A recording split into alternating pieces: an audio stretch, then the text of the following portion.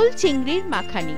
ছোট চিংড়ি, সেদ্ধ করা ওল, নারকেল কোড়া, সর্ষের তেল, ঘি, নুন, চিনি, ধনে গুঁড়ো, জিরে গুঁড়ো, হলুদ গুঁড়ো, কাঁচা লঙ্কা, ধনেপাতা কুচি, তেজপাতা, শুকনো লঙ্কা, টমেটো, গোটা জিরে। প্রথমে সেদ্ধ করা ওলটাকে ভালো করে হাত দিয়ে স্ম্যাশ করে নিতে হবে। মিক্সিতে চিংড়ি মাছটাকে কাঁচা লঙ্কার সাথে পেস্ট করে রাখতে হবে। টমেটোটাকেও মিক্সিতে পেস্ট করে নিতে হবে। এবার কড়াইতে সর্ষের তেল গরম করতে হবে। শুকনো লঙ্কা প্রথমে তেলে ভেজে তুলে রাখতে হবে। এবার ওই তেলেই গোটা জিরে ও তেজপাতা ফোড়ন দিতে হবে ও পেস্ট করা চিংড়ি মাছটাকে দিয়ে কিছুক্ষণ নাড়াচাড়া করতে হবে। এরপর ওর মধ্যে একে একে জিরে গুঁড়ো, ধনে গুঁড়ো, হলুদ গুঁড়ো, লঙ্কা গুঁড়ো, পেস্ট করে রাখা টমেটো, স্বাদ মতো নুন, চিনি ও নারকেল কোড়াটা দিয়ে একটু নেড়ে স্ম্যাশ করে রাখা ওলটা দিয়ে দিতে হবে ও ভালো করে নাড়াচাড়া করতে হবে।